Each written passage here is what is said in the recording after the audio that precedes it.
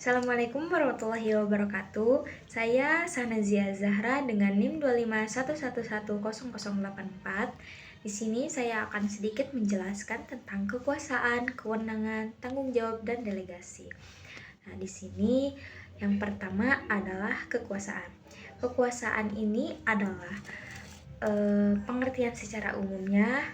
Kekuasaan merupakan kemampuan untuk mempengaruhi perilaku orang lain dalam melakukan pekerjaan, suatu konsekuensi logis yang muncul di setiap organisasi. Di dalamnya terdapat pimpinan dan bawahan, atau manajer, puncak, dan karyawan tingkat bawah.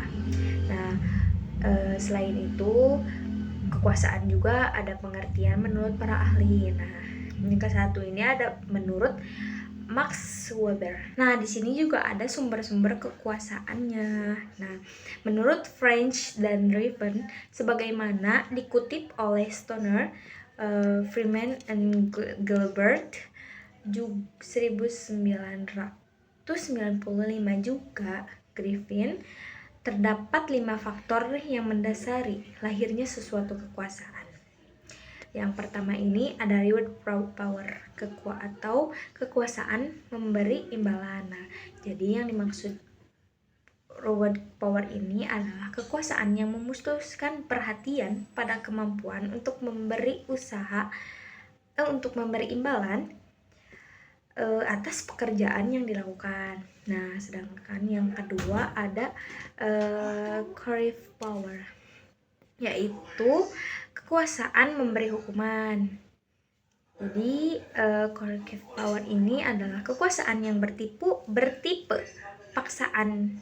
Ini lebih memusatkan pandangan kepada kemampuan untuk memberi hukuman atau ancaman hubungan kerja pada orang lain. Dan ketiga ada legitimate power, atau kekuasaan berdasarkan jabatan.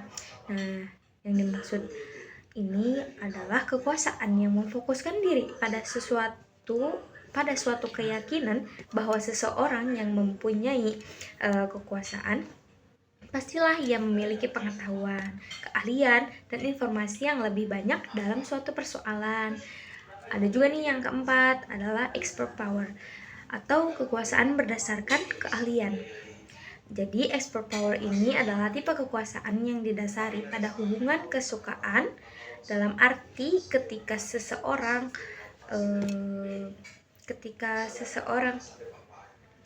mengidentifikasi orang lain yang mempunyai kualitas atau persyaratan seperti yang diinginkannya. Dan yang terakhir ada reference power, atau kekuasaan karena karisma atau pengaruh pribadi. Nah, jadi reference power ini adalah kekuasaan yang hakiki, actual power, atau kekuasaan yang sah. Nah, selain itu juga ada kewenangan atau authority. Nah, kewenangan ini merupakan kekuasaan formal atau delegitimasi dalam sebuah organisasi. Seseorang yang ditunjuk atau dipilih untuk memimpin suatu organisasi, bagian, atau departemen memiliki kewenangan yang terlegitimasi. Seorang yang ditunjuk untuk menjadi manajer pemasaran dengan sendirinya terlegitimasi memiliki kewenangan dalam mengatur berbagai hal yang terkait dengan pemasaran, segmentasi pasar atau market share, dan lain sebagainya. Nah, di sini juga terdapat dua pandangan mengenai kewenangan formal. Yang pertama ada pandangan klasik, yang kedua ada pandangan berdasarkan penerimaan. Kita bahas yang satu dulu ya. Pemandangan klasik ini adalah kewenangan formal. Menurut pandangan klasik bersifat pendekatan top down, atau dari hierarki yang atas ke hierarki yang lebih bawah. Contoh, direktur memberi wewenang ke manajer lalu ke bawahan.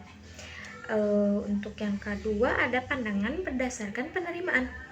Nah, pandangan berdasarkan penerimaan ini adalah kewenangan efektif bila diterima oleh bawahan. Menurut Chester Barnett, bawahan mau menjalankan perintah jika 1. memahami perintahnya, 2. tidak bertentangan dengan tujuan organisasi, 3. konsisten dengan nilai pribadi, dan yang terakhir mampu melaksanakannya. Selanjutnya ada tanggung jawab atau responsibility. Tanggung jawab ini adalah kewajiban untuk melakukan sesuatu yang timbul bila seorang bawahan menerima wewenang manajer untuk mendelegasikan tugas atau fungsi tertentu.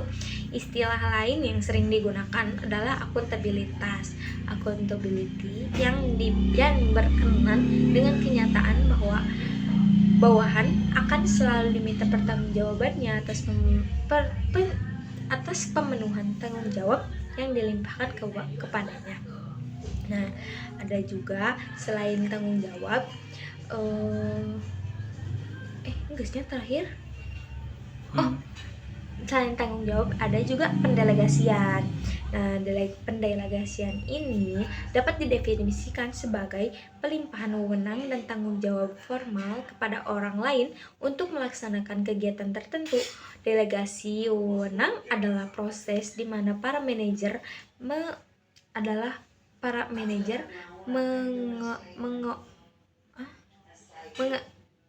mengalokasikan wewenang ke bawah kepada orang-orang melapor kepadanya. Ada 4 kegiatan ketika delegasi dilakukan. Yang pertama, menetapkan tugas dan tujuan. Yang kedua, melimpahkan wewenang. Yang ketiga, bawahan menerima tanggung jawab. Dan yang keempat adalah pertanggungjawaban hasil.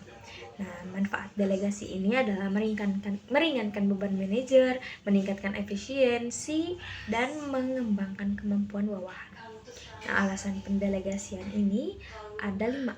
Yang pertama, membantu manajer mencapai lebih banyak hasil tanpa bekerja sendiri. Yang kedua, membuat manajer bisa fokus pada tugas yang lebih penting. Ketiga, membuat organisasi bekerja lebih efisien. 4, membantu bawahan berkembang dan belajar. 5, karena manajer tidak selalu memiliki pengetahuan detail untuk semua keputusan.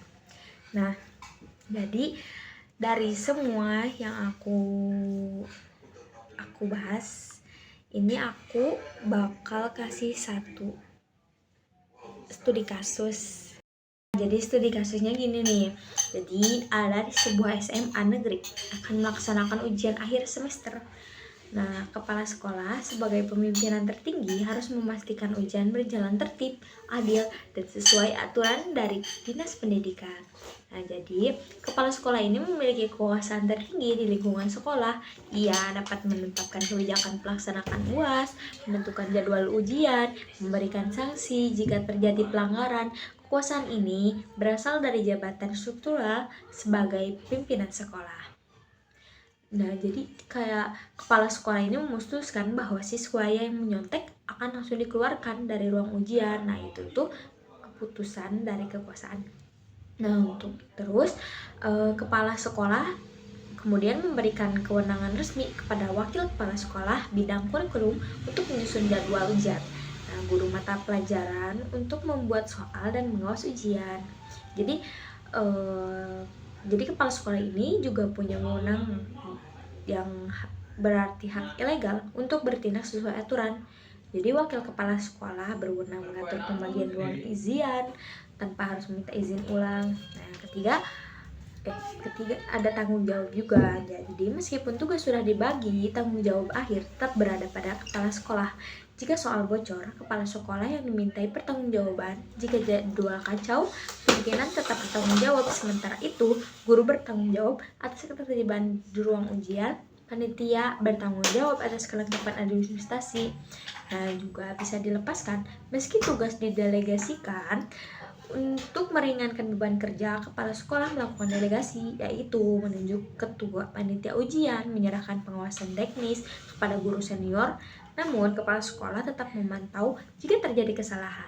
Delegasi tidak menghapus tanggung jawab pimpinan. Ini seperti itu, teman-teman. Jadi, sekian ya dari aku. Terima kasih. Thank you for watching.